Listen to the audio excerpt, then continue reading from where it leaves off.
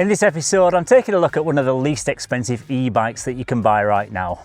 This is the Engwe T14 foldable electric city bike, and coming in at less than £500. It seems to offer excellent value for money based on the specs that come with this little compact commuter.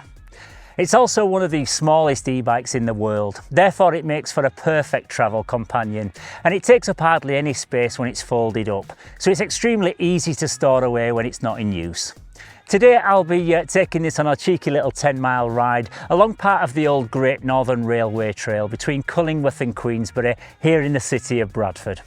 And as well as testing its speed, I'll also be letting you know how practical it is, how it tackles hills, and also how comfortable it is over various different terrains. I'm really looking forward to testing this little fella out, as well as taking in some of the breathtaking scenic views of this historic trail along the way. So to find out all about this wallet-friendly e-bike and whether it's worth the money, stay tuned to this episode of Mags Frags Extra.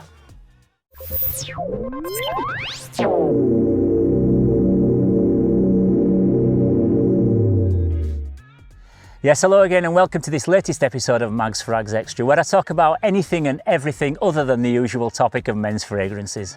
My name's Paul and today's all about the Engwe T14 e-bike.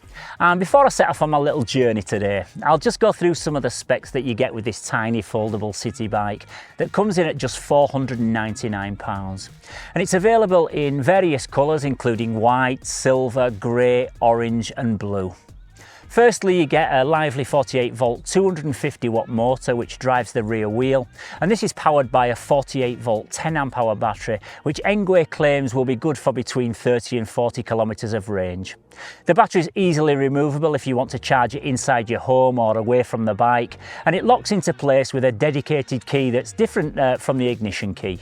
This helps to prevent theft as well as stopping it from rattling around when you're riding.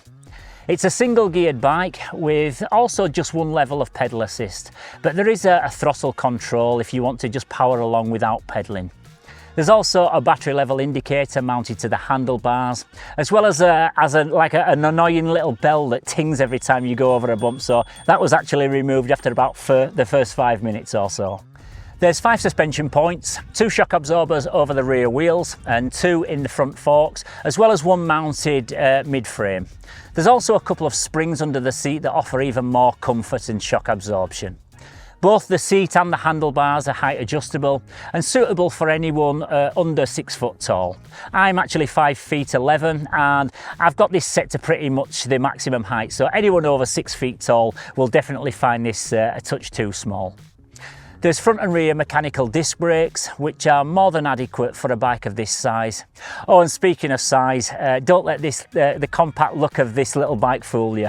This thing is pretty heavy, and although the dimensions do make it ideal to store in tight spaces, lifting it up does take quite a lot of effort and strength, and even I find it a bit of a struggle to lift it like in and out of the boot of the car. So I don't think I'd relish the thought of carrying it down a couple of escalators and maybe onto a railway platform on a daily basis though. You get this quirky looking padded section at the back, which might be okay to carry a young child on if you were to get some foot pegs fitted, or you could just use it to strap some luggage to it. But underneath here is where you'll locate the electronic controller if you ever need to access it to connect any other powered peripherals like say a rear brake light, etc. The wheels are 14-inch and they come with tubeless tyres. You also get front and rear mudguards, folding pedals and a front light. I think it's quite odd that they include a front light but not a rear one, but hey ho, you get a reflector on this one instead. And that's about it really. It's a fairly basic bike compared to some of the more expensive e-bikes, and you don't get any fancy digital LCD screens mounted to the handlebars or anything like that. But the overall build quality does seem to be really strong and well made. So without further ado, let's turn the key in the ignition and let's take this little bad boy for a spin.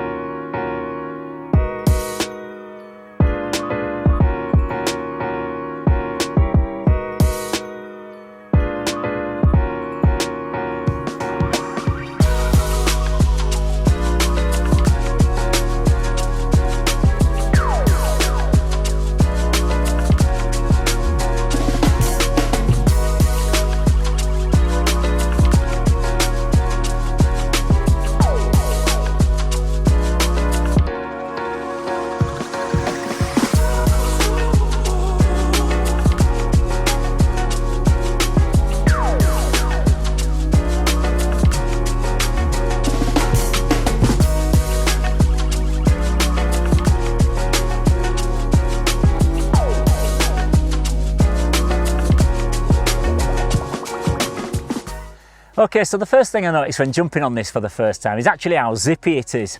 And you don't need to pedal at all to get you from 0 to 15 miles per hour in next to no time at all, just using the throttle. And if you aren't aware, there are laws on e-bikes, which you'll need to check out for yourself if you are looking at getting one of these. But basically, 15 miles per hour is the legal speed limit that you're allowed to travel on e-bikes in the UK, with a motor not exceeding 250 watts. This makes absolutely no sense to me whatsoever, because for example, a heavier person may need a slightly bigger motor just to handle that extra weight. And secondly, you can legally ride up to the specific road's speed limit on a non-powered cycle, but not one with a motor attached, which to me is just ridiculous. But unfortunately, common sense isn't that common these days, but don't get me started on stupid rules and regulations. Anyway, this bike's fitted with a cadence sensor rather than a torque sensor. Therefore, it doesn't know how much effort you're actually putting into your pedalling and how much pedal assist to apply. So with it only having that one level of assist, as soon as you start pedaling, it kicks in regardless whether you actually need it or not. So you're pretty much ghost pedaling at all times unless you turn off the ignition. I also own a couple of the bigger Engwe e-bikes, which by the way I will be reviewing in upcoming episodes. And they both have 5 customizable levels of pedal assist, which you can set to your own specific needs.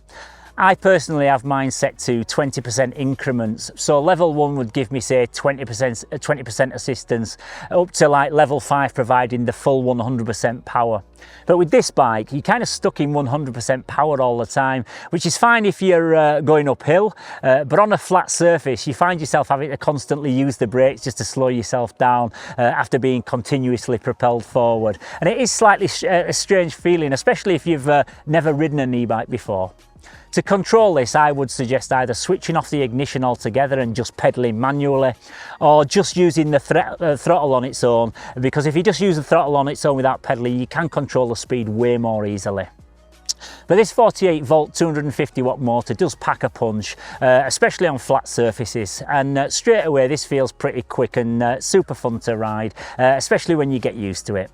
I'm not going to lie though, this small motor does struggle a little bit more on slightly steeper hills where the gradients may be over about 5%. I've taken it on a few hill climbs now, and in most cases it's much easier to get up hills on like a non-powered bike with a few gears rather than this single powered bike. The pedals also have a very small turning circle, which makes it quite difficult to add more manual pedal power. And it soon becomes apparent that this bike's way more suited to flat roads than hill climbs. But for the sake of testing it, I did nearly have a heart attack on a couple of occasions trying to get up and down these Yorkshire hills. In terms of comfort, it feels pretty good, and you do get a soft, chunky seat that's more comfortable the further that you sit back on it.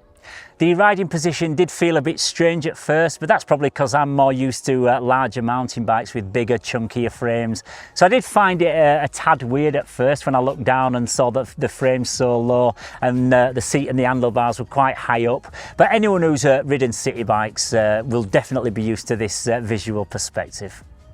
The handlebars are pretty narrow and they're more like scooter handlebars, which isn't ideal, but it's not a total deal breaker, and they should be fine for most people. But that's probably just me being a little bit overcritical.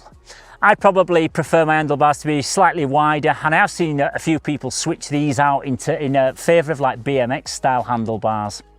The ride in general though feels pretty smooth and comfortable on a decent flat surface, and I'd be happy to cruise along for an hour or so. The brakes are responsive enough and bring you to a swift stop without being too grabby, and in general everything feels solid and secure, so whether you plan to use this to commute to work on or maybe cruise down the seafront on a day trip to the coast, then this will be more than adequate enough to do the job, and it's a damn sight quicker and easier than walking, that's for sure. The ride over rougher terrain is a pretty turbulent experience, and the small wheels and the small shock absorbers don't really do that much to dampen the bumps, so you do get shaken about quite a bit. But you will also notice more rattles, mainly coming from the battery and also the plastic mudguards that can sometimes turn to one side and catch on the tyres. It's obviously not going to ride as smoothly over dirt tracks and uneven ground as well as like the larger fat tired e-bikes do, but I wouldn't recommend you take this off-road at all if you can avoid it. But it is fine if you just riding on a cycle trail and come to a short dirt track with a few shallow potholes in it. The T14 is definitely more at home on a smooth tarmac footpath, and it definitely won't be winning any downhill mountain bike races anytime soon. Okay, so in terms of practicality, like I briefly touched on earlier in the video, this is a very heavy little bike for its size, weighing approximately 28 kilograms. So if you're looking for a folding bike that you can carry on a train or carry around on the tube if you live in London, then this isn't the best option. Yes, it does fold up really compact and it's really easy to fit in the boot of your car or take away on day trips, etc. But if you plan to use this as a bike to commute to work on, make sure it's a fairly flat ride and that you don't have to take it on and off public transport because it's simply too heavy.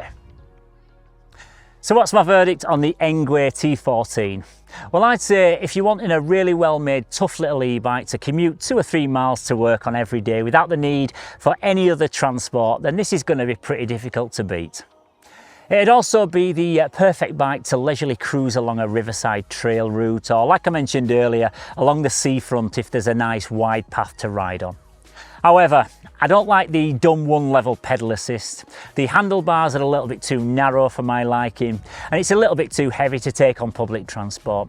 But on the whole, I think the positives outweigh the negatives, and this is a really fun little bike to get around on. And for the price, it does represent excellent value for money. It's got more than enough power to get you around town, and I think it looks really cute as well. But what do you think? Don't forget to tell me down in the comments section whether you like how this looks and whether it's a bike that you could see yourself whizzing about on. But in my opinion, it's definitely one to consider. And for the price, I think it's pretty difficult to beat. But in my next video, I'll be talking about one of the T14's bigger brothers, which is the EP2 Pro updated version, which is a totally different animal. And in my opinion, it's the best sub £1,000 e-bike that you can buy in 2023, bar none. So make sure you also go and check that video out if you're interested in getting back into cycling and picking up one of these e-bikes for yourself. Also, don't forget to give the video a like if you found it in any way useful, and maybe even go wild and subscribe to the channel if you enjoy content such as this. My channel is mainly fragrance based, but I am going to be creating much more non-fragrance related content in the near future, so don't forget to keep your eyes peeled for some new and exciting stuff coming your way very soon. So until next time, thank you very much for tuning into this latest episode. Stay safe and I'll see you in the next one. Bye bye for now.